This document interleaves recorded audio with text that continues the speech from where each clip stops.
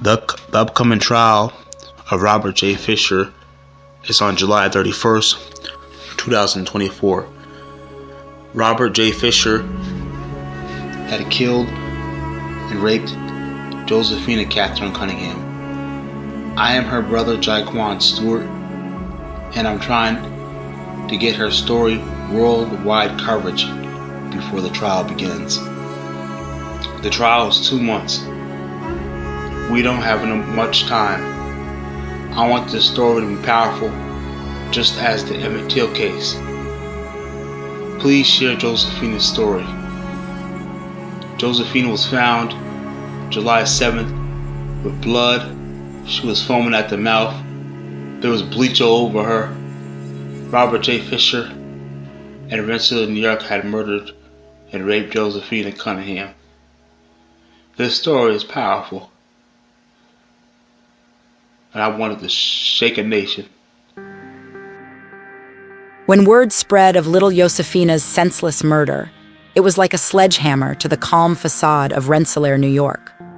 The town couldn't believe such evil could penetrate their peaceful bubble. With the trial of her alleged murderer, Robert J. Fisher, approaching quickly, her family comes together to demand justice and shine a spotlight on the case. They won't let this tragedy go unnoticed by the world. But amidst the clamor for change, Josefina's brother, Jy'Quan Stewart, offers a harrowing account of what led to his sister's senseless death. A chance encounter with Fisher, a stranger whose dark presence was undeniable, quickly turned into a waking nightmare when he revealed his ties to a convicted sex offender. Welcome to No Tears for Black Girls, crafted by renowned writer John Reedberg and brought to life by the talented Samantha Paul. Listen in, subscribe, or tap in on the Alive podcast app for exclusive content. Have a case or topic you want us to delve into? Head to our website, notearsforblackgirls.com, or send us an email at notearsforblackgirls@gmail.com. The night before Josefina's death, her brother made a visit to their mother's house, seeking out his keys. In retrospect, it would be the final time he laid eyes on his dear sister, for in the hours that followed, a tragedy would unfold before them. While Josefina slept peacefully, she was unknowingly left alone with Fisher, a man who would later reveal himself to be a monster. And upon returning from her errands at Walmart, her mother stumbled upon a horrifying sight: Fisher naked and carelessly deleting items from his phone. Oblivious to the true horror of the situation, she merely covered him with a towel and went about her business. It wasn't until morning broke that the full extent of the nightmare came to light. Upon waking, Josefina's mother discovered her beloved daughter lying lifeless on the floor, drenched in bleach with blue spots littering her body. The tragic news would reach the family in a phone call from Josefina's aunt while her brother was en route to work. Previous accounts had glossed over crucial details, leaving out the fact that Fisher was entrusted with Josefina's well-being and was supposedly a trusted friend of the family, despite his sordid criminal history. As the investigation unfolded, all evidence pointed to Fisher as the perpetrator of this heinous crime, a betrayal beyond measure for those who had placed their trust in him. Amid the chaos and devastation of young Josefina's passing, firefighters rallied to save her, but their efforts were in vain. The community was left with nothing but unanswered questions and a deep sorrow that consumed them all. As Rensselaer police delved into the investigation, Fisher, consumed by his own darkness, attempted to disrupt their work and gain access to the crime scene.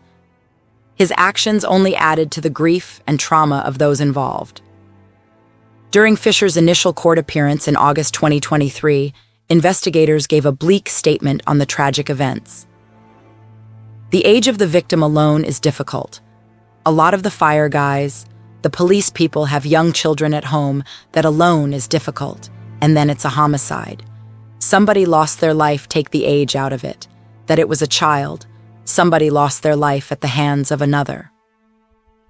These words from Rensselaer Police Deputy Sergeant Michael Deso echoed through the hearts of the community, reminding them of the brutal reality of Josefina's death and stirring up a raw sense of outrage and sadness.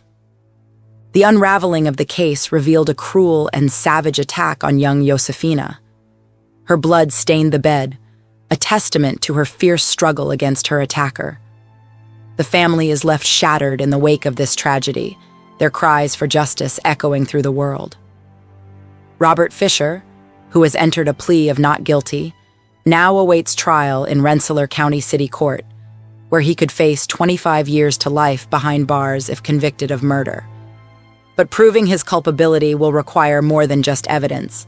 Prosecutors must also demonstrate intent and motivation beyond any doubt, as they seek to hold him accountable for this hate crime.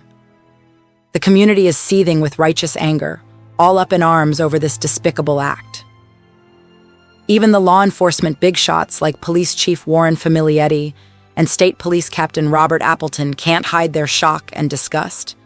They're grappling with the nitty-gritty details of Josefina's case, but they also feel the heavy weight of emotions that hit everyone involved.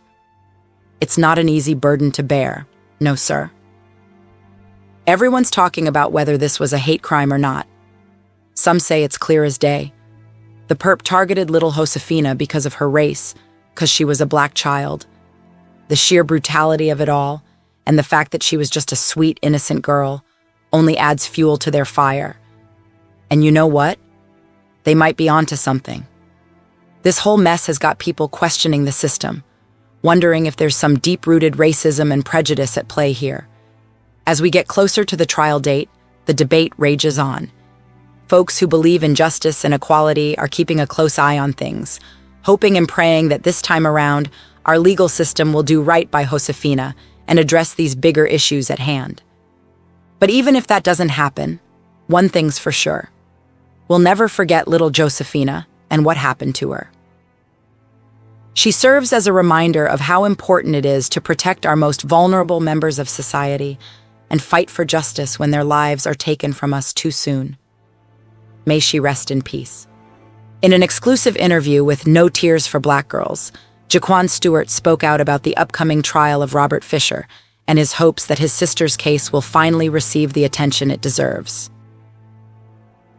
Jy'Quan made a bold declaration, stating that this could be seen as a hate crime, a message he wants to send loud and clear to the courts. The world needs to see what happened, he said, emphasizing the importance of having more African-American journalists and media companies cover this murder trial on July 31st at Rensselaer County Court in Troy, New York.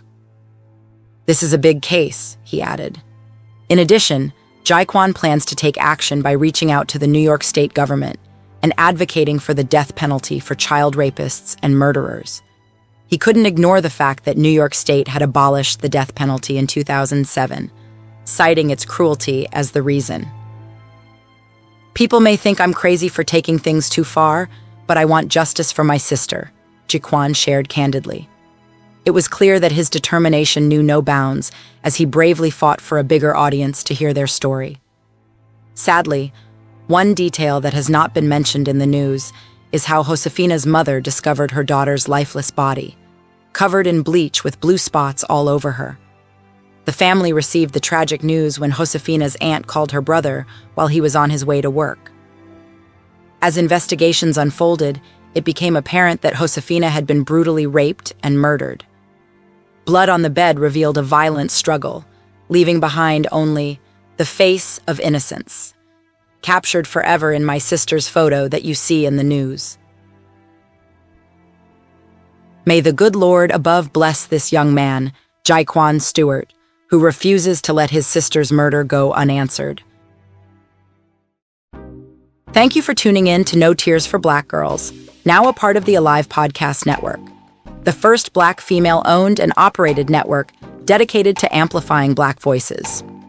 If you enjoyed this episode, please show your support by following us on the Alive Podcast app, available on both iPhone and Android. You can also stay connected with us on social media and YouTube at No Tears for Black Girls, or on X at No Tears for BG. Remember to stay loved, stay blessed, and stay safe. Until next time.